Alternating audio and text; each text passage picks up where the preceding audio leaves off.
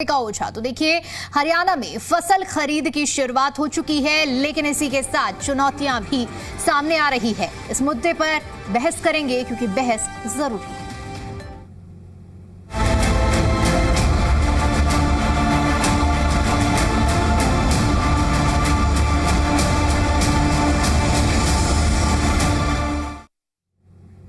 देखिए, हरियाणा की मंडियों में गेहूं खरीद और उठान को लेकर फिर से सवाल उठ रहे हैं।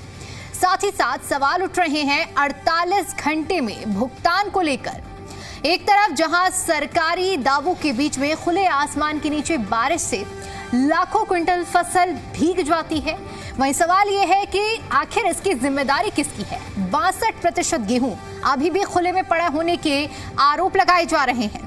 क्या मंडियों की व्यवस्था वाकई फेल हो रही है या हालात उतने खराब नहीं हैं जितने दावे किए जा रहे हैं? करेंगे इसी मुद्दे पर विस्तार से चर्चा, एक एक पहलू को समझेंगे। लेकिन इससे पहले इसी से जुड़ी हुई आपको एक रिपोर्ट दिखाते हैं।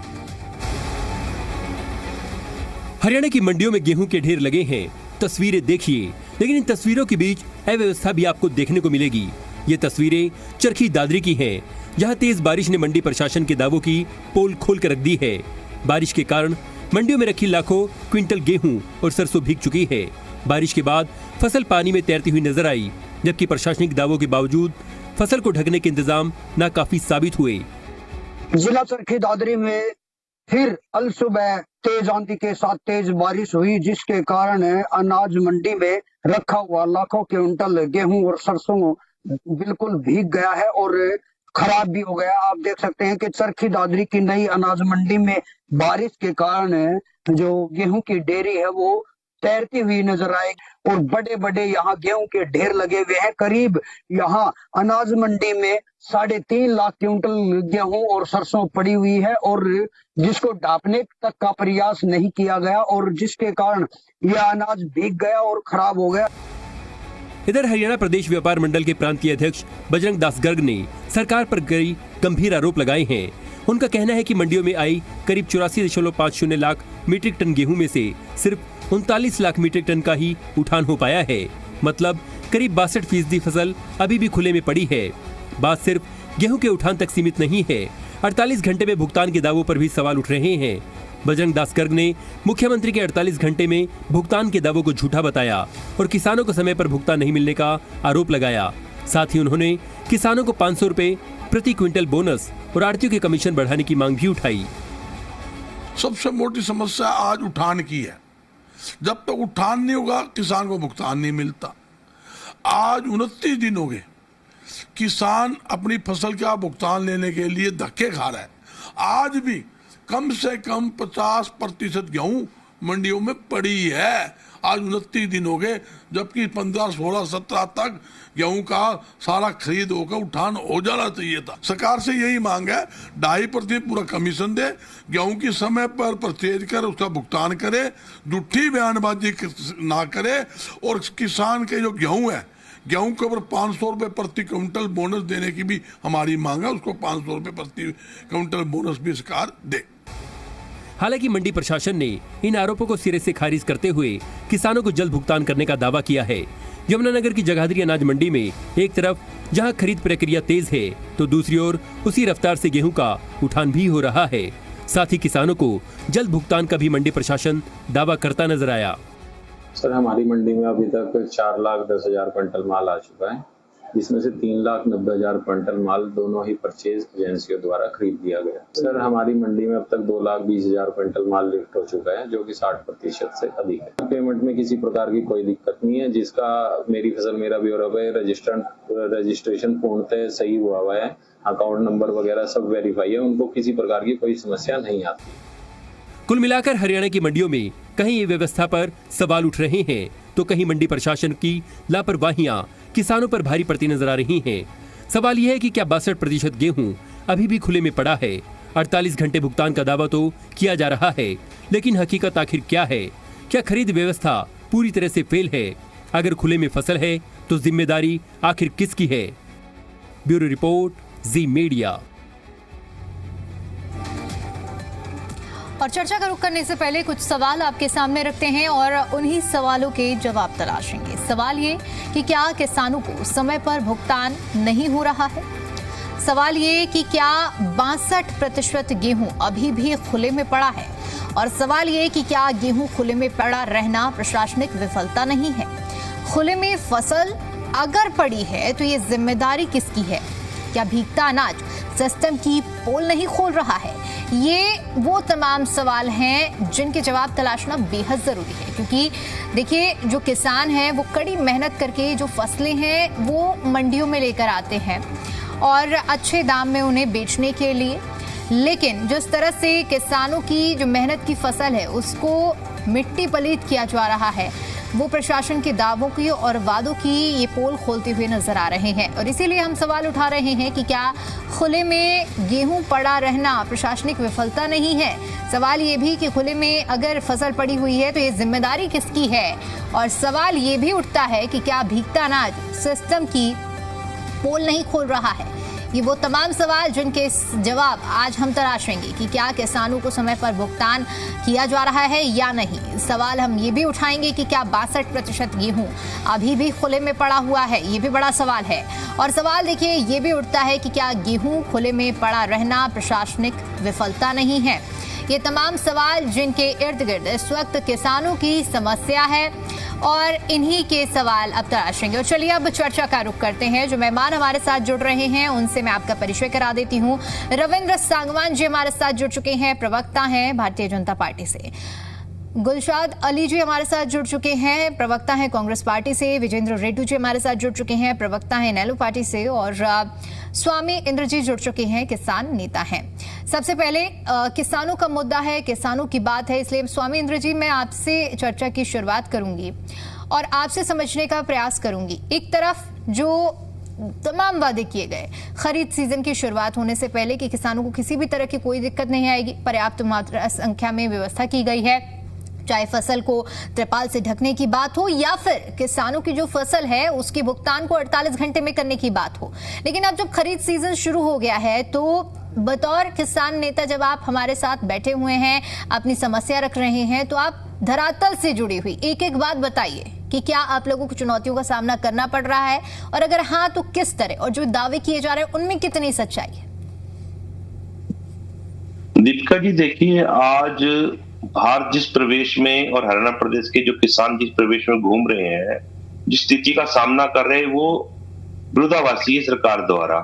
जहां हम मौसम की मार को झेल रहे हैं, ग्लोबल वार्मिंग का हम शिकार हो रहे हैं, वहीं हरियाणा प्रदेश के अंदर जो सरकार द्वारा जो समय निष्ठा तय की गई थी कि 24 घंटे में किसान का हम भुगतान कर देंगे, 48 घंटे में भुगतान कर देंगे, ये तमाम सरकारी दावे जो हैं वो विफल होते नजर आ रहे हैं। इसका कारण यही है कि सरकार की जो लाइजनिंग है कर्मचारियों के साथ, सरकारी अधिकारियों के साथ, मैं समझता हूं अभी तक 12 वर्ष के कार्यकाल में हरियाणा प्रदेश के मुख्यमंत्री, हरियाणा भाजपा सरकार नहीं बना पाई, वो साफ साफ नजर आ रहा है।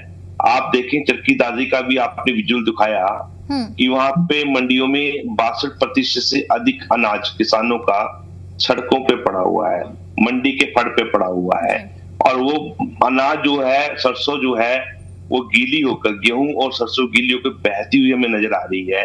वो नुकसान किसका है? एक महीने में हमें लगता है वो किसान का नुकसान है।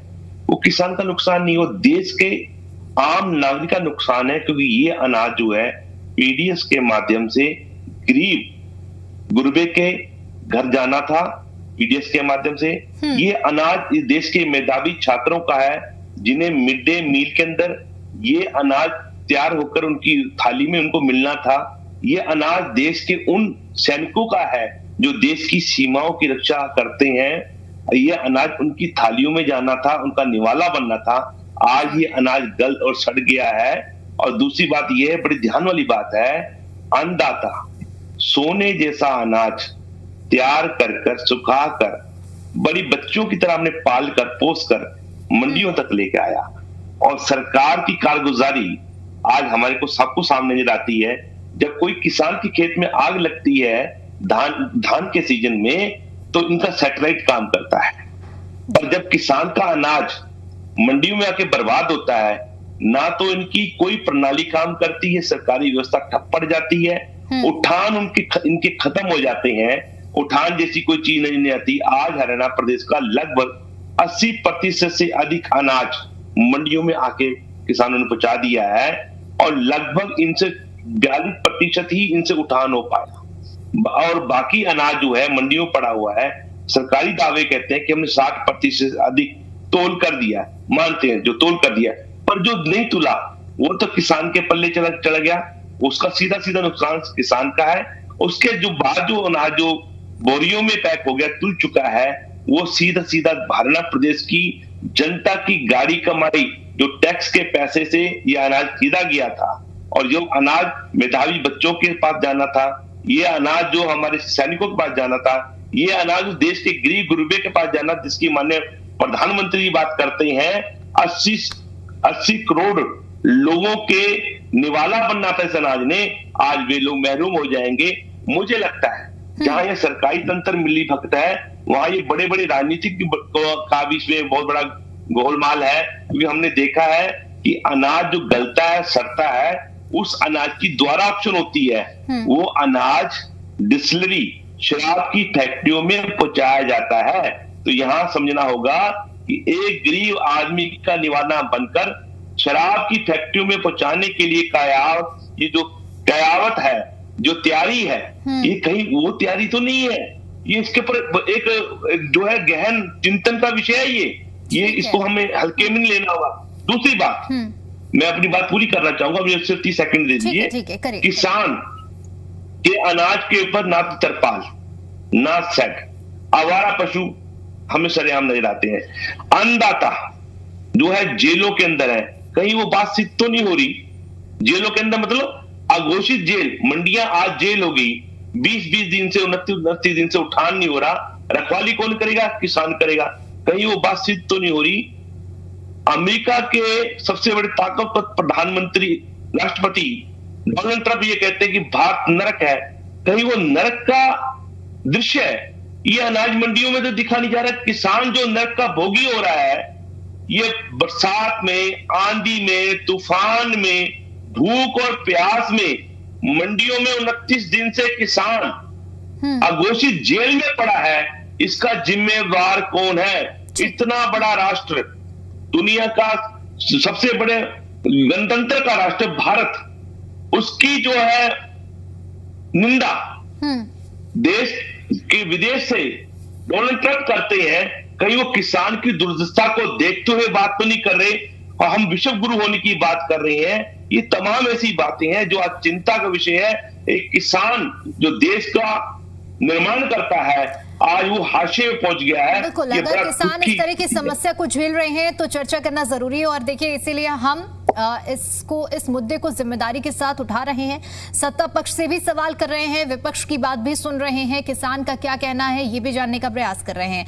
और इसी चर्चा को अब आगे बढ़ाते हुए गुलशाद जी, मैं आपसे भी समझना चाहूंगी कि बतौर विपक्ष आप लोगों ने भी बहुत इस मुद्दे को उठाया, बयानबाजियां की। आज जो तस्वीर देखने को मिल रही है, मजबूती के साथ विपक्ष को भी नंबर दिए गए हैं जनता की तरफ से। अब धरातल पर आप लोगों के नेता देख रहे होंगे, आप लोग देख रहे होंगे, किस तरह से इस पूरे मुद्दे पर आप लोग अपनी राय रखते हैं, क्या कहेंगे? दीपिका जी, जी न्यूज के सभी दर्शकों को मेरी तरफ से हार्दिक शुभकामनाएं और मेरे साथी प्रवक्ताओं को मेरी तरफ से नमस्कार, आदाब। आज का जो आपका बहस का मुद्दा है, मंडियों में फैली अव्यवस्था और क्या नाम हमारे जो गेहूं के जो भुगतान है उसके बारे में है। लेकिन ये जो भुगतान है न केवल सिर्फ बीजेपी पार्टी का विज्ञापनों में है। किसान आज मंडी में धक्के खा रहे हैं और किसानों को ये कह रहे थे कि 48 घंटे में 48 दिन होने के बाद भी अभी तक भुगतान नहीं हुआ है। सरकार डेटा दिखा रही है लेकिन जमीनी हकीकत कुछ और है। और हमारे जो पार्टी के अध्यक्ष है राव नरेंद्र सिंह जी, हमारे जो नेता है भूपेंद्र सिंह हुड्डा जी, आप लोग लगातार देख भी रहे हैं कि लगातार वो मंडी में जाकर खुद जाकर के एक तरह से अच्छे तरीके से निरीक्षण कर रहे हैं और अधिकारियों को वो एक तरह से उनसे आवेदन भी कर रहे हैं और उनसे मतलब एक तरह से बोल रहे हैं कि भाई किसानों की जो समस्याएं इनको दूर की जाए। लेकिन सरकार सो रही है। और हमारे जो मुख्यमंत्री हैं नायब सेठी जी, वो बंगाल चुनाव में व्यस्त हैं। उनको ये नहीं पता कि हरियाणा एक कृषि प्रधान राज्य है और हरियाणा की जो सारी की सारी अर्थव्यवस्था हमारी कृषि पर आधारित है। यहाँ का किसान जो अगर अनाज पैदा नहीं करेगा, उसको समय पर भुगतान नहीं करेगा। पहले बात तो मौसम की इतनी बड़ी मार हुई है इस बार, हमारे यहाँ जो पैदावार है वो बहुत ही एक तरह से ये समझ लीजिए आप कि 40% पैदावार है। वो एक्चुअली में यही है कि किसान खुश नहीं है, किसानों के लिए जो कदम उठाए गए हैं सरकार की तरफ से, प्रशासन की तरफ से, वो काफी नहीं। अव्यवस्था फैली हुई है मंडियों में, और बायोमेट्रिक पोर्टल, ट्रैक्टरों की आरसी, और आपने देखा है सोनीपत के अंदर एक किसान जिसके हाथ पैर कटे हुए थे, इन्होंने बायोमेट्रिक के लिए उसको बुलाया मंडी के अंदर। उसने उसके बाद में जो उसने वो धरने पर बैठा, तो जब जाकर पता लगा कि लोग कितने परेशान हैं, और सरकार बोल रही है कि 90% हमने भुगतान समय पर कर दिया है। चलो इनकी एक बात मान भी ले, इनकी फिगर 90%, तो बाकी 10% तो धक्के खा रहे हैं ना इनके अकॉर्डिंग भी। तो सरकार जो है ये 48 घंटे वाला जो मसला है इसको 48 दिन में तब्दील कर दिया इन्होंने। दावे तेज हैं, सिस्टम फेल है। और आप लोगों को पता है भाई, आज ये बड़ी बड़ी बातें करती है भारतीय जनता पार्टी। हमारे देश का उपराष्ट्रपति जगदीप धनखड़, उसका आपने एक बयान सुना होगा कि भाई अगर मेरा देश का प्रधानमंत्री विश्व पुरुष है, लेकिन मेरा किसान क्यों रो रहा है, इस बात के लिए उसको आधी रात को इस्तीफा दिलवाते हैं, उसके बाद 15 दिन तक उसको गायब कर देते हैं। स्वामीनाथन आयोग की रिपोर्ट आज तक इन्होंने लागू नहीं की है। ये किसानों के प्रति गैर संवेदनशील सरकार है। और हमारे यहाँ आप लोग देख रहे हैं ये लगातार क्या कर रहे हैं, हरियाणा के किसानों को लगातार उनसे उनका शोषण कर रहे हैं। और हमारे यहाँ किसान बहुत ही परेशान है, कर्ज में डूबा हुआ है किसान, ना ही कोई स्कीम लेकर आते हैं भाई उनके लिए। जैसे कांग्रेस के टाइम में आपने देखा है बिजली के बिल माफ किए गए थे, 2-2 लाख तक के सीमांत किसान थे, उनके कर्जे माफ किए थे भूपेंद्र हुड्डा ने। तो हमारे जो कांग्रेस की जो सरकार है वो किसानों के लिए काफी संवेदनशील है, वो गरीबों के लिए, कर्मचारियों के लिए। ठीक, मैं लौटूंगी आपके पास में। रेड्डू जी, इनेलो का क्या पूरा स्टैंड है, ये भी आप बता दीजिए। उसके बाद जब विपक्ष की पूरी आवाज सुनेंगे, उसके बाद सत्ता पक्ष से भी आप ही के मुद्दों पर आप लोग जो ग्राउंड रियलिटी देख पा रहे हैं, जो आप लोगों का एनालिसिस कह रहा है, उसी के आधार पर मैं जवाब लूंगी रविंद्र जी से। जी दीपिका जी, सर्वप्रथम आपके चैनल से जुड़े हुए हर गणमान्य व्यक्ति को इनेलो की तरफ से राम राम, नमस्ते और जय। दीपिका जी, हरियाणा कृषि प्रधान देश है। 12 वर्षों से हरियाणा प्रदेश में भारतीय जनता पार्टी की सरकार है। बड़े ही खेद का विषय है और बड़े ही भावनात्मक तरीके से मुझे ये कहना पड़ रहा है कि 12 वर्षों में भी सरकार ऐसी व्यवस्था नहीं कर सकी। जो सरकार ने गेहूं खरीद ली, फसल खरीद ली, वो उनके सभी रूल रेगुलेशन के ऊपर खरी उतरी।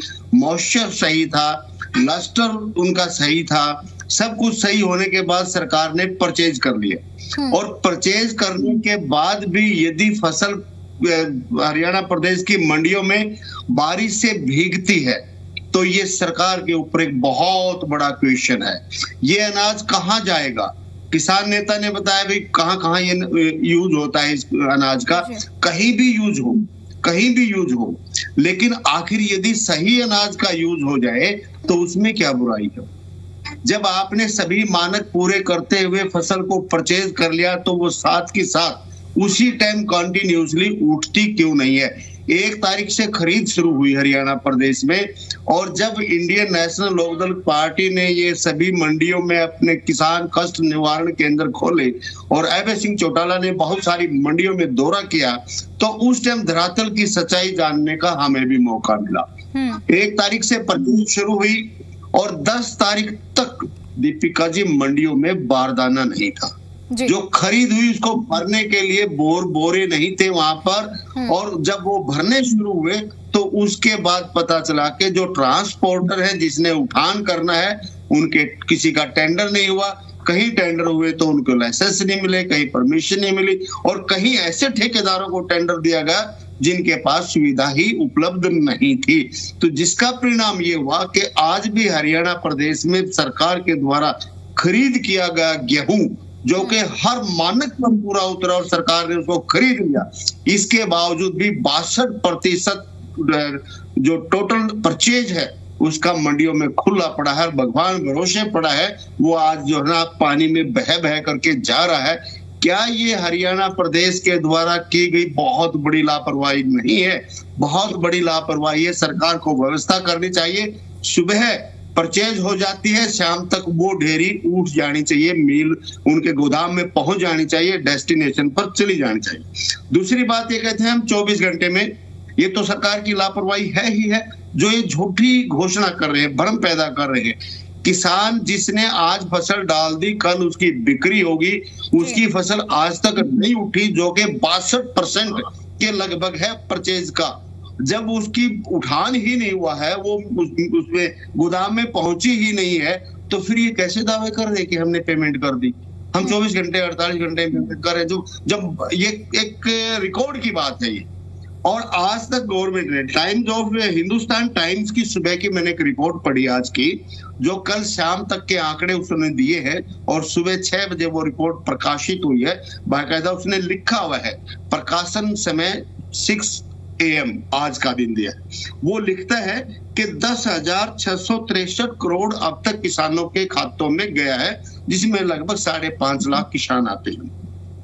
और टोटल परचेज का केवल मात्र 54% की पेमेंट हुई है, 46% पेमेंट अब भी किसानों की लटक रही है। ये हिंदुस्तान टाइम्स की रिपोर्ट है, जो कि विद टाइम और विद डिटेल सारा उसने दिया हुआ है। तो कैसे कल शाम तक की रिपोर्ट है, तो कैसे मानने और क्यों ये किसान को भ्रमित करने का काम कर रहे हैं मेरे भाइयों?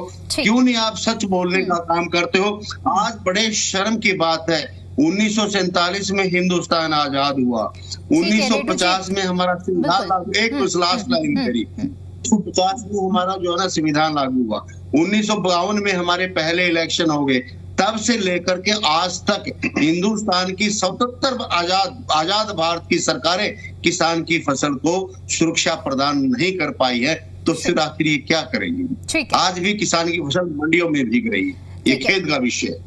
रविंद्र जी, सबकी बात आपने सुनी होगी, किसान नेता की भी उम्मीद करती हूँ कि जो उन्होंने अपने मुद्दे उठाए कि किस तरह से जो किसानों की जो फसलें हैं वो खराब हो रही हैं और उन्हें दूसरे तरीके से दूसरे जरिए पर पहुंचाने की उन्होंने बात कही। खैर, उस पर ना जाकर मैं एक सीधा आपसे जवाब यही चाहूंगी। 2 बड़े मुद्दे हैं, विपक्ष भी वही मुद्दा उठा रहा है, किसान भी वही मुद्दे उठा रहे हैं। कमी कहाँ पर है पहले से मालूम होता है, ऐसा तो एक आम आदमी को मालूम पड़ता है कि जो न्यूज़पेपर पढ़ रहा होता है उससे भी आप पूछेंगे कि मौसम का हाल क्या रहने वाला है, तो न्यूज़पेपर में भी आप देख लेंगे कि IMD ने जो बताया होता है, प्रेडिक्ट किया होता है कि अगले 48 घंटे में बारिश हो सकती है। तो जब आप मंडी में हैं तो मंडी में तो आपको मालूम होगा ही प्रशासनिक अमले को कि कल बारिश हो सकती है, तो त्रिपाल की व्यवस्था की जानी चाहिए। बावजूद इसके जो तस्वीरें हैं वो चौंका देने वाली हैं। क्या वो लोग न्यूज़पेपर नहीं पढ़ रहे हैं? क्या वो लोग प्रेडिक्शन नहीं देख रहे हैं? अगर देख रहे हैं तो देखने के बावजूद इतनी बड़ी लापरवाही। दूसरी तरफ बड़ा सवाल ये है, 48 घंटे में भुगतान के दावे, लेकिन धरातल पर तो किसान परेशान है। दीपिका जी नमस्कार, हमारे सभी दर्शकों को प्रणाम और साथी प्रवक्ताओं को नमस्कार। दीपिका जी, सबसे पहले तो जो मेरे साथी किसान नेता बोल रहे थे, देखिए अब की बार हमने गेहूं के अंदर बरसात के कारण मॉइस्चर की जो डिमांड थी, मॉइस्चर के पैमाने को हमने बढ़ा दिया था और लेस्टर लॉस को भी हमने उसके अंदर भी छूट दे दी थी। बरसात के कारण जो 5-6 दिन पहले बरसात पड़ी, उस बरसात के कारण एकदम से मंडियों के अंदर बहुत ज्यादा आवक हुई। गेहूं हमारे पास बम्पर गेहूं आई और पहले जो सीजन होता था, पहले सीजन जो था वो लगभग 2 महीने चला करता था। अब की बार हमारा जो गेहूं का सीजन है वो लगभग 20 दिन में ही हमारा समाप्ति की ओर है।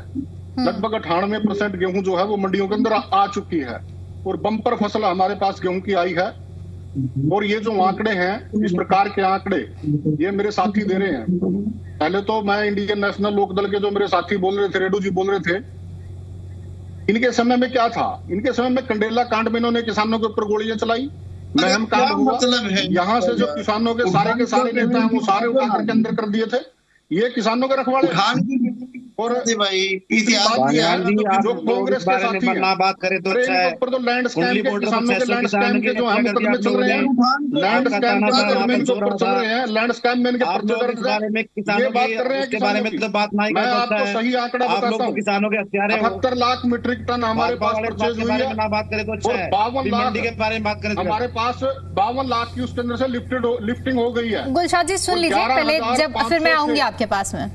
ठीक है रविंद्र जी बोलिए। 11,500 करोड़ की हमारी पेमेंट जा चुकी है। अभी 3 साल तक रही बात जो है 22 लाख मीट्रिक टन हमारी मंडियों के अंदर रह गई है। स्वामीनाथन दीपिका जी, सरकार बनाई थी नरेंद्र भाई मोदी ने, और उसके अंदर से 19 से 20% ही गेहूं जो है वो मंडी के अंदर बाकी है।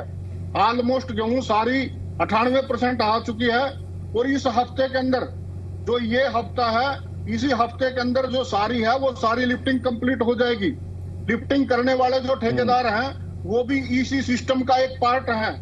और लिफ्टिंग में उठान की जो स्पीड है, जैसे मैंने बताया कि पिछला जो हफ्ता था उस हफ्ते के अंदर बम्पर गेहूं की आवक हुई है और लिफ्टिंग की स्पीड भी तेज है।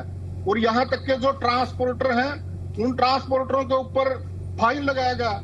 अकेले कुरुक्षेत्र के अंदर तो फिर वो तस्वीरें कहाँ से, चरखी दादरी की तस्वीरों पर भी कुछ बोल दीजिए रविंद्र जी। के अंदर भी इसी प्रकार से जो है ना वो ट्रांसपोर्टरों के ऊपर फाइन लगा। और जो हमने पेमेंट कहा है, पेमेंट हमारा 72 घंटे का था। देखिए लिफ्टिंग के लिए हमने ठेकेदारों के ऊपर फाइन लगाया और जो पेमेंट आया 72 घंटे से उसका टाइम जो है घटा करके हमने 24 घंटे करा दिया है। 24 घंटे के अंदर भी किसानों के खाते के अंदर पेमेंट आ रही है। और जो मंडी से गेहूं जाती है दीपिका जी, वो मंडी से गेहूं ऐसा नहीं है सारी खाने के लिए जाती है। हमारे पास गोदामों की उचित व्यवस्था है। 125 लाख मीट्रिक टन की हमारे पास गोदामों के अंदर व्यवस्था है। लेकिन लिफ्टिंग जो पिछले हफ्ते में जो बम्पर आवक हुई उसके बाद लिफ्टिंग भी उसी प्रकार से जारी है। इस हफ्ते के अंदर सारी जो है सारी लिफ्टिंग हो जाएगी और 48 घंटे के अंदर किसानों के खाते के अंदर पेमेंट आ रही है। ठीक है, ठीक है, आपने सभी अपनी सारी बातें रख ली। मेरे रविंद्र जी, मैंने अपने सवाल की शुरुआत ही जिस पॉइंट के साथ की थी, अभी तक मुझे उस सवाल का जवाब नहीं मिला। के अंदर तो पेमेंट जो हुआ, पेमेंट किसान के खाते में आती नहीं थी। ये किस प्रकार की बातें कर रहे हैं?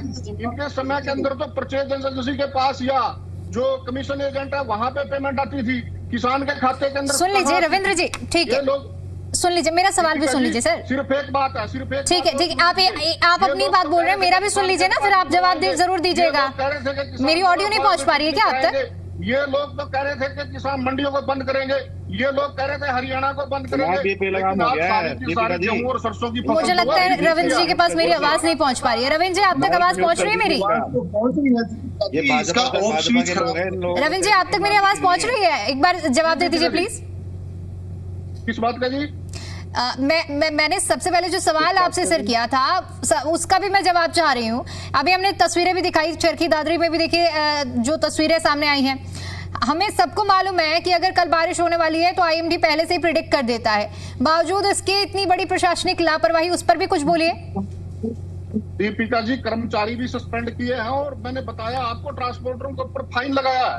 अकेले कुरुक्षेत्र के अंदर 3,32,000 रुपए का फाइन लगा है। कैथल के अंदर भी फाइन लगा है। सभी मंडियों के अंदर जिन ट्रांसपोर्टरों ने गेहूं उठाने के अंदर जिन्होंने दिक्कत की थी उनके ऊपर सबके ऊपर फाइन लगा है। और उसी के कारण हमने जो पेमेंट है वो पेमेंट का समय 72 घंटे से 48 घंटे कर दिया है। 24 घंटे के अंदर भी किसानों के खाते के अंदर पेमेंट आ रही है। ठीक है, यानी कि आप कह रहे हैं कि सारी व्यवस्थाएं दुरुस्त है, प्रशासनिक स्तर पर कोई गलती और लापरवाही नहीं है। प्रशासनिक स्तर पर जिन लोगों ने गलतियां की हैं, काफी जो कमीशन एजेंट हैं उनके लाइसेंस भी सस्पेंड हुए हैं। चलिए, ठीक है। स्वामी इंद्र जी, जवाब से सहमत है क्या आप? प्रशासनिक स्तर पर जो लापरवाहियां हो रही हैं उस पर अगर कदम उठ रहे हैं, गाज गिर रही है, तो फिर नाराजगी किस बात की? देखिए, ये जो सरकार के द्वारा जो कर्मचारी के ऊपर जो सरकार कार्रवाई करती है, ये समय निकल जाने की बात करती है। अभी रविंद्र सागवान जी बड़ी अच्छी बात ने बताई कि 20 दिन का सीजन मात्र रह गया है, तो आज तो हम 29वें दिन में प्रवेश कर गए हैं। ये 9 दिन की जो आपकी लापरवाही है, जो आपके माध्यम से बरसात भी पड़ी ना स्वामी जी, 29 दिन की लापरवाही कहूंगा। सुन लीजिए ना, बरसात थी तो प्रबंध कहाँ गया आपका? तो आपकी जो प्रबंधन में जो कमी है उसको आपको दुरुस्त करना चाहिए था। मैं ये कह रहा हूं, क्या इसका इंतजार किया जाता कि बरसात आए, गेहूं खराब हो, बोली हो, किसान के पक्ष में जाए या सरकार के खाते से जाए? ये तमाम ऐसी बातें होने के बाद वो जो अनाज गल सड़ जाता है उसको औने पौने भाव में जो आप 27 रुपए किलो अनाज खरीद रहे हैं किसान से, वही अनाज मात्र 2 रुपए 3 रुपए किलो आप बड़े बड़े उद्योगपतियों शराब बनाने के लिए दे रहे हैं। क्या वो किसी गरीब की थाली का निवाला ना बनता? आपने उल्टा कर दिया है सर। आप व्यवस्था को खराब करने का इंतजार कर रहे हैं कि फिर आप कहेंगे इंद्र भगवान की जो है ना वो कमी है, उन्होंने किसान को लूटा। नहीं, आप इस लूट में शामिल हैं, इस बात को आपको मानना होगा और आइंदा से आप ऐसी कुछ स्थिति ना बने, आप ऐसे कार्य करने की हरियाणा में फसल बेचने की कोशिश कर रहे हैं। अगर हरियाणा के व्यवस्था ठीक है तभी तो दूसरे जो प्रदेश के किसान हैं वो तभी तो यहाँ पर प्रयास करते हैं फसल बेचने का। वन मंडी, वन नेशन वन मंडी का सपना किसने दिखाया? माननीय प्रधानमंत्री जी ने। तो उत्तर प्रदेश सरकार किसकी? आपकी। राजस्थान में सरकार किसकी? आपकी। दिल्ली में सरकार किसकी? आपकी। 3 सीमाओं में तो आपने हमें दे रखा है, यानी कि बीजेपी। पंजाब वाले तो आपसे देखो, वहां तो बोनस दिया जा रहा है। हरियाणा में तो आपने 2014 से लेके अब तक बोनस तक नहीं दिया किसान को। आप ये घोषणा क्यों नहीं करते? सरकार को प्रस्ताव क्यों देते कि किसान को जो नुकसान हुआ है आप बोनस शहर में 2 कमीशन एजेंटों के लाइसेंस आपके शहर में सस्पेंड किए गए।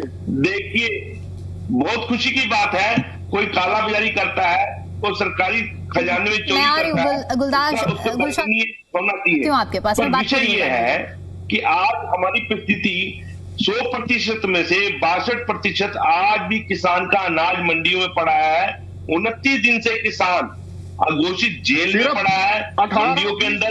और दूसरी बात सिर्फ बड़ा ही दुखद विषय है, अगर क्योंकि हरियाणा प्रदेश के अंदर 5 एकड़ की जोत से नीचे किसान ने 2 एकड़ किसान, मान लीजिए किसान के पास मात्र 2 एकड़ जमीन है या 1 एकड़ जमीन है, किसान की तो फसल मंडी में आ चुकी है, सारी की सारी मंडी में 98% आ चुकी है। उस किसान के ऊपर क्या बीतती होगी? 6 महीने की मेहनत जो किसान जिसमें 2 एकड़ जमीन है, 5 एकड़ जमीन है, इंदर जी 98% मंडी में आ चुकी है, उसके दिल पर क्या बीतती होगी उसके। और बच्चों की एडमिशन का समय है, बच्चों की एडमिशन का समय है, कॉलेज में एडमिशन करानी है, स्कूल में एडमिशन करानी है, तो वो पैसा कहां से लाएगा किसान जिसका भुगतान नहीं हो रहा? ये व्यवस्था भी हमने दिया, 48 घंटे के अंदर 72 घंटे के अंदर पैसा आ रहा। चलिए ठीक है, पैसे नहीं आते। वाजिब सवाल है कि अगर किसी की पूरे सीजन की मेहनत खराब होती है तो दुख उसी को होता है जिसकी मेहनत खराब हुई है, वही समझ सकता है। बिल्कुल गलत बात है। 98% किसानों की फसल मंडी में आ चुकी है। ठीक है सर। और हमारी जो 15 तारीख तक परचेज खुली है, जो थोड़ी बहुत रहेगी वो आएगी, वो भी बिकेगी। 2585 के 2585 होना भी यही चाहिए क्योंकि किसान बहुत मेहनत करके अपनी फसल तैयार करता है और उसको उसका मेहनत का फल मिलना चाहिए। गुलशाद जी, आप अपनी बात कहना चाह रहे थे, इसके साथ साथ एड ऑन भी करिएगा कि आप अगर कमी आप कह रहे हैं, लेकिन एक तरह से देखा जाए तो ये एक सामाजिक दृष्टिकोण से देखा जाए एक क्षति है ये किसानों की भी। तो ऐसे में कुछ सुझाव आपके भी होने चाहिए बतौर विपक्ष के। अगर कहीं पर कोई दिक्कत हो रही है, कोई लूपहोल हो रहा है, तो आप लोग भी बताइए। आपने जैसे कि अभी थोड़ी देर पहले जिक्र किया कि हमारे नेता मंडियों में जा रहे हैं, देख रहे हैं चीजों को, तो उनका आप लोगों का सजेशन भी कुछ होना चाहिए ना जिस पर अमल किया जाए। देखो, अभी मेरे साथी जो बीजेपी प्रवक्ता बता रहे थे कि भाई हमने बाहर से अनाज आने के लिए हमने क्या है इसीलिए ये चीजें लागू की हैं। देखो, पुलिस आपके हाथ में है, प्रशासन आपके हाथ में है। आप लोग पंजाब से किसान धरने के लिए, अगर हरियाणा क्रॉस करने के लिए आप बड़ी बड़ी दीवारें और बड़े बड़े कीले गाड़ देते हैं सड़क के अंदर, तो क्या आप लोग ट्रैक्टर वाले किसान को नहीं रोक सकते? ये सब इन लोगों का बहानाबाजी है। और इन लोगों ने बताया, आप लोग कृषि बिल पास होने से पहले ही हमारे यहाँ इस राणा के अंदर अडानी के गोदाम बना दिए थे इन लोगों ने। उसको कैसे पता है भाई कृषि बिल पास होने वाला है? किसान के खाते तो ये लोग क्या है, सरकार जो है ना, अडानी इनको मैनिपुलेट करता है और वही हैंडल करता है इनको। और दूसरी बात, आप लोगों ने देखा, अभी मेरे INLD के साथी पर आरोप लगा रहे थे भाई ये हुआ था, कंडेला कांड हुआ था आपके टाइम में। सिंघू बॉर्डर पर 13 महीने हमारे देश का किसान रोता रहा, आप लोगों से झिझकता रहा। दिल्ली में आपकी सरकार सोती रही, कैसो शहादत हुई है। आप लोगों ने क्या किया कि ये लोग तो नक्सली हैं, ये लोग आतंकवादी हैं। आप किसानों को तीसरी बार सरकार आई है, केंद्र में भी सरकार आई है, प्रदेश में भी सरकार आई है तीसरी बार। आप लोग क्या है, आप लोग अंबानी अडानी की चलाई हो सरकार हो, आप पूंजीपतियों की सरकार हो। अगर आप लोगों की मनसा इतनी अच्छी है तो स्वामीनाथन आयोग की रिपोर्ट लागू क्यों नहीं करते? क्या दिक्कत है आप लोगों को? स्वामीनाथन आयोग की रिपोर्ट लागू कीजिए आप लोग। आपका प्रधानमंत्री अगर किसान पुरुष है, विश्व पुरुष है, ठीक है। मैं आप दोनों आते हैं। गुलशाद जी, आपकी बात अधूरी रह गई थी, सर आप अपनी बात पूरी कीजिए। दीपिका जी, मैं बता रहा था कि मैं जो भारतीय जनता पार्टी है वो किसानों के प्रति कितनी संवेदनशील है। आप लोगों ने लगातार देखा है, आप लोगों के मीडिया की रिपोर्टिंग करते रहते हैं। आप लोगों ने देखा सिंगू बॉर्डर पर, कुंडली बॉर्डर पर, धनौरी बॉर्डर पर आप लोगों ने किसानों का क्या इन लोगों ने कत्लेआम किया है। किसानों ने ही बनाई है वो। किसान तो आज तक ना तो आपको कभी किसान वर्ग आपका रहा है ना कभी रहेगा। आप किसान, कोई भी किसान नेता अगर आपसे सेटिस्फाइड है तो आप बता दीजिएगा। आप लोग क्या है, आप लोग क्या करते हैं, आप लोग कृषि बिल पास करते हैं अंबानी अडानी को योजना देने के लिए। हरियाणा का मुख्यमंत्री गरीब किसान परिवार से है। विजेंद्र रेड्डी जी काफी देर से इंतजार कर रहे हैं। विजेंद्र जी, मैं अब इनेलो के परिप्रेक्ष्य से समझना चाहूंगी। किसानों की पार्टी से कहा जाता है किसानों के लिए आवाज उठाने का इतिहास रहा है, अभी तक आप लोग यही कहते हैं कि हम किसानों के मुद्दे उठाते हैं। तो ऐसे में ठीक है सर, सुन लीजिए, दूसरे गेस्ट को भी सुन लीजिए। तो रेड्डी जी, आप जब कमियों पर हम बात कर रहे हैं तो आप लोगों की तरफ से कुछ ऐसा विजन भी क्या आप लोग मानते हैं कि कमी किस स्तर पर हो रही है और उसे कैसे सुधारा जा सकता है? दीपिका जी, कमी सरकार के स्तर पर हो रखी है। सरकार किसानों के प्रति जागरूक नहीं है, किसानों की समस्या को नहीं समझती है, नहीं जानती है। शायद मुख्यमंत्री महोदय जी को ये कहते हैं किसान का बेटा है, लेकिन मुख्यमंत्री का चश्मा लगने के बाद वो भी किसानों की समस्याओं से बेरुख हो गया है और उनको समस्या हो चुका है। सिर्फ और सिर्फ एकमात्र कारण है सरकार का किसानों के प्रति लगाव ना होना। यही कारण है कि अन्यथा आप हमारे को जिम्मेवारी दीजिए परचेज की। मैं देखता हूँ किस प्रकार से उठान धीमा चलता है, किस प्रकार से उठान नहीं हो पाता है। आने का क्या कारण है आपका? तो इसको चुप करवा दो, मुझे ये आदत नहीं है बिल्कुल। रविंद्र जी सुन लीजिए, पहले सुन लीजिए। आपको जो काउंटर देना हो मैं आपके पास जरूर आऊंगी, आपको पूरा समय दूंगी। आप पहले उनकी बात सुन लीजिए। अभी आज का हमारा डिबेट का मुद्दा है किसान की फसल का उठान और पेमेंट। इसमें कंडेला कांड को ये भाई लेकर के आ गए। शायद इन्होंने कंडेला कभी कंडेला कांड किसानों पे ही तो हुआ था। फिर यार इंडियन नेशनल लोकदल की सरकार गई थी। इसको कंडेला की स्पेलिंग नहीं आती, बीच बीच में। वर्तमान परिप्रेक्ष्य में बात करते हैं जो मुद्दा। रविंदर जी, आप कभी नेहरू को उठा लाते हो, कभी चौटाला साहब को उठा लेते हो, वर्तमान की बात कीजिए ना आप। ये नायब सैनिक क्या कर रहा है उसके बारे में बताइए आप। नरेंद्र मोदी क्या कर रहा है 12 साल से, वर्तमान की कर लो ना। 9 MLA आप लोग नेहरू को उठा कर जाते हैं। अरे नेहरू ने इतना देश को इतने तरक्की ले गया। पाकिस्तान हमारे से एक दिन पहले आजाद हुआ। भारत कहाँ खड़ा है? पाकिस्तान खड़ा है, कांग्रेस की वजह से खड़ा है ना। इस नरेंद्र मोदी आप नायब सैनिक की वजह से खड़ा है क्या? कांग्रेस की देन है सब कुछ। IIM, IIT, इरिगेशन सिस्टम और देश के अंदर ये श्वेत क्रांति, हरित क्रांति, जो आज भारत आत्मनिर्भर है, because of Congress, not you people. ठीक है, ठीक है। आप लोग क्या है, आप लोग क्या है, सिर्फ बकवास करने का काम है। ठीक है सर, क्रेडिट वॉर नहीं चल रहा है, किसानों की समस्या पर हम बात कर रहे हैं। इससे ज्यादा कुछ नहीं है। ठीक है गुलशाद जी, आपको पूरी बात, आपको पूरा बोलने का मौका दिया मैंने। विजेंद्र जी को अपनी बात रख लेने दीजिए ना प्लीज। मैं ये कह रहा था, आज के मुद्दे में कंडेला कांड कहीं से नहीं आता, कहीं और कंडेला कांड हुआ था। इसको एप्लीकेशन स्पेलिंग का नहीं पता कंडेले की का, और बात करते हैं बड़ी बड़ी। ये बताएं कि कंडेला कांड था क्या हुआ था कंडेला में।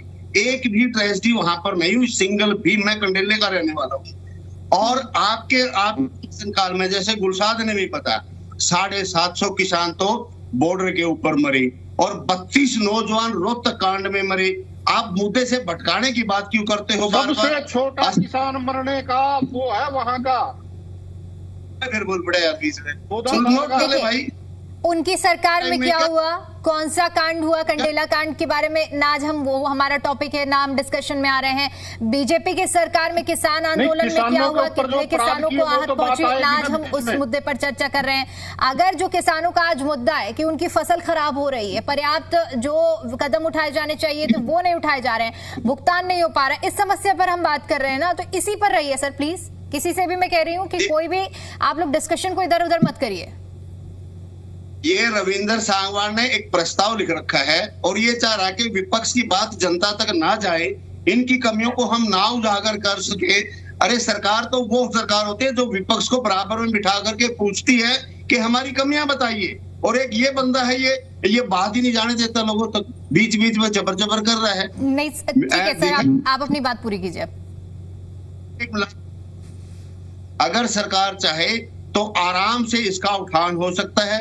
इन्होंने कितने प्रकार के बहाने बनाए, चाहे मॉइस्चर का बनाया, चाहे लस्टर का बनाया, उनको छोड़ दीजिए, लेकिन जो सरकार ने खरीद कर ली वो तो उठनी चाहिए थी ना। वो ना उठना, उसका तो एकमात्र कारण ये है कि भाई इनकी व्यवस्था ठीक नहीं थी, इसलिए वो नहीं उठ पाई, और नहीं उठी तो उसकी पेमेंट भी नहीं हो सकी। इसका रीजन रहा कि वो उसका उठान नहीं हुआ। उठान की जिम्मेवारी सरकार की है, चाहे वो ठेकेदार के थ्रू करवा रही हो, चाहे वो एजेंसी के थ्रू करवा रही हो, तो वो उठान तो सरकार ने करवाना है। अगर वो समय पर उठान नहीं हो रहा तो सरकार को एक्शन लेकर के उसके आगे उसको कार्रवाई। सरकार का डर नहीं है, सरकार नाम की कोई चीज नहीं है, इसलिए कोई भी अधिकारी पदाधिकारी इनका सही समय पर किसी प्रकार का कोई काम ही नहीं करता। खास करके किसानों का जो कार्य है वो तो कभी भी समय पर नहीं होता, न समय पर खाद मिलता, न बिजली मिलती, न पेमेंट मिलती। सिर्फ प्रचारक है, प्रचार करते रहते हैं कि हमने ये कर दिया। अब इनके सामने रिकॉर्ड रखा हुआ है भाई, अब तक 54% की भी पेमेंट नहीं हुई है, फिर भी कह रहे हैं कि 48 घंटे में पेमेंट दे रहे हैं हम। अब क्या कर रहे हैं? अगर कोई कहे मुर्गी के 3 टांग हैं, मैंने मुर्गी ला करके भी दिखा दी, देख भाई 2 टांग है, फिर भी कहे नहीं मेरे घर वाले का 3 टांग है, तो हम क्या करें? अब इनकी तो एक ही बात, हमारी मुर्गी के तो 3 टांग है भाई। मतलब आप कह रहे हैं कि विपक्ष चाहे कुछ भी बोल ले, कितना भी बोल ले, आप लोगों की बातें नहीं मानी जाएंगी। हाँ, ना प्रदेश की जनता तो जानती है। ठीक है। स्वामी इंद्र जी, क्या ऐसा है कि वाकई में जो किसान भी अपने सुझाव रख रहे हैं सरकार के सामने, प्रशासन के सामने, वो बातें नहीं मानी जा रही हैं? देखिए भी गुलसाद जी और रेड्डू साहब जो बातें बता रविंद्र जी रहे कह रहे हैं कि हमने तो सारे इफ एंड बट को क्लियर किया है, जहां जो दिक्कत हो रही है वहां पर एक्शन लिया गया है, कदम उठाए जा रहे हैं।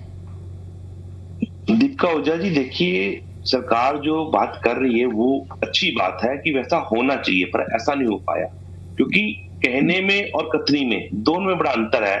कारण ये है कि इनके पीछे जो बैठे इनकी आका है पूंजीपति अडानी अंबानी जैसे ग्रुप, वो इस चीज को कंट्रोल करते हैं।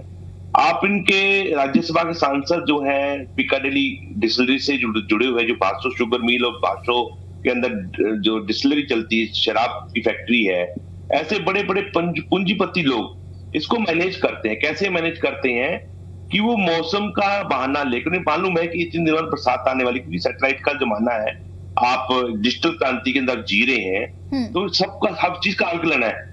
अगर लिफ्टिंग, अगर इन्हें ये मालूम है, डिजिटल से हमें पता लग गया कि आज 24 घंटे बाद या 10 घंटे बाद बरसात होने वाली है, 7 दिन बाद बरसात होने वाली है, उससे पहले इनको ये सब उठान कर लेना चाहिए। इतने बड़े बड़े इनके पास गोडाउन है, बड़े बड़े अर्थ मूवर हैं, इतना सामान होने के बावजूद किसान का अनाज नहीं, देश का अनाज क्यों नहीं उठाया जाता? क्योंकि चंद पूंजीपतियों को फायदा पहुंचाने की, मुझे लगता है इनके अंदर ये मंशा है छुपी हुई, जो बता देनी चाहिए जनता को कि जनता की गाड़ी कमाई को किस प्रकार से लूटा जाता है। ये किसान की गाड़ी कमाई नहीं है, देश के टैक्स पेयर का भी पैसा है, इसमें बहुत बड़ा पैसा है।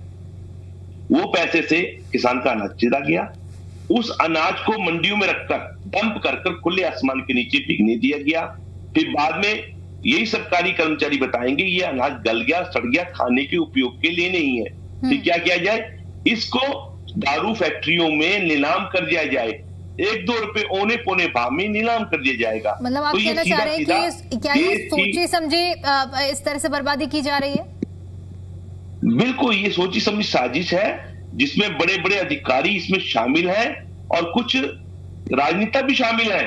मैं माननीय मुख्यमंत्री के ऊपर आरोप नहीं लगा रहा, मैं उनके मंत्रिमंडल में, उनकी राजनीति के अंदर जो लोग शामिल हैं, जो राजनीति में चलते हैं साथ में, वो लोग ऐसे लोगों के एजेंट के तौर में काम कर रहे हैं, जिससे प्रदेश का ही नुकसान नहीं, देश का नुकसान हो रहा है। जैसे हम देख रहे हैं जैसे गल्फ वार चल रही है, गल्फ के अंदर से आप हमें तेल की दिक्कत आने वाली है, दुनिया भर में दिक्कत आ चुकी है, भारत भी इससे जूझ रहा है, 2-4 हो रहा है। आने वाले समय में हमारे पास यूरिया नहीं होगा, उर्वरक नहीं होगा जो हमें मिडिल ईस्ट से आता है।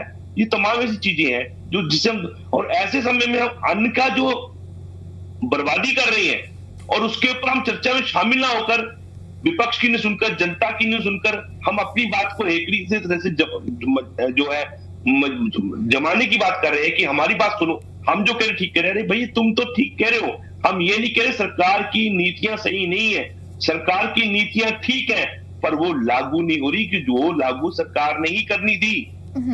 मतलब आपने धरातल जो नीतियां पर जो बनाई सवाल हैं, हम शुरू में तो मैंने सब- उठाया था कि जो एक बयानबाजियां हैं, जो सरकार की ओर से योजनाएं चलाई जा रही हैं, दावे किए जा रहे हैं, लेकिन अगर ग्राउंड रियलिटी कहें तो वो आप कह रहे हैं कि वो डिफरेंट है, दोनों में बहुत विरोधाभास है। बिल्कुल भिन्न है, बिल्कुल भिन्न है, विरोधाभास है दीपिका ओझा जी। ये सरकार को समझना होगा, क्योंकि आज डिजिटल क्रांति का समय है, हर आदमी के पास मोबाइल है चलिए, ठीक। और आपका चैनल यूट्यूब पे उपलब्ध है, लाइव चल रहा है, लोग देख रहे हैं।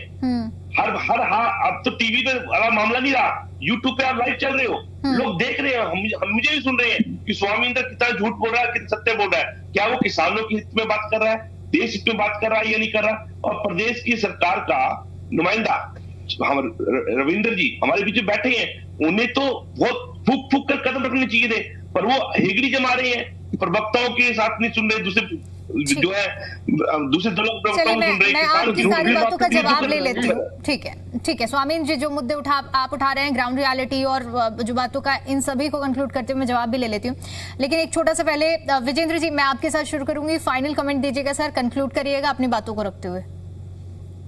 हाँ देखिए दीपिका जी, किसान बड़ी मेहनत से फसल को उगाने का काम करता है और जब किसान का अन्न मंडियों में पहुंच जाता है तो वो देश का अन्न होता है, उसको हर संभव सुरक्षा प्रदान की जानी चाहिए। सरकार की नैतिक जिम्मेवारी भी है, प्रशासनिक जिम्मेवारी भी है और सरकारी जिम्मेवारी भी है कि जो अनाज सरकार के पैमाने पर खरा उतर गया है, कम से कम उसमें तो किसी प्रकार का व्यवधान नहीं होना चाहिए, उसको तो सुरक्षित जगह पर पहुंचाना सरकार की ही जिम्मेवारी बनती है, वो किसी भी माध्यम से पहुंचाए। ये कहीं ना कहीं जैसे स्वामी इंद्रवेश जी ने कहा, नीतियां इन्होंने लागू कर दी, हालांकि कुछ नीतियां भी गलत लागू करने का काम है इस बार, वो तो इंडियन नेशनल लोकदल पार्टी ने मजबूती से उस बात को उठा करके उनको बदलवाने का काम किया। जिस प्रकार से इन्होंने 6 से 8 बजे तक ही हम फसल लेंगे, मेरी फसल मेरा ब्यौरा के ऊपर लगभग 22 लाख एकड़ फसल का रजिस्ट्रेशन नहीं हुआ था, उसको रीओपन करवाने का काम किया।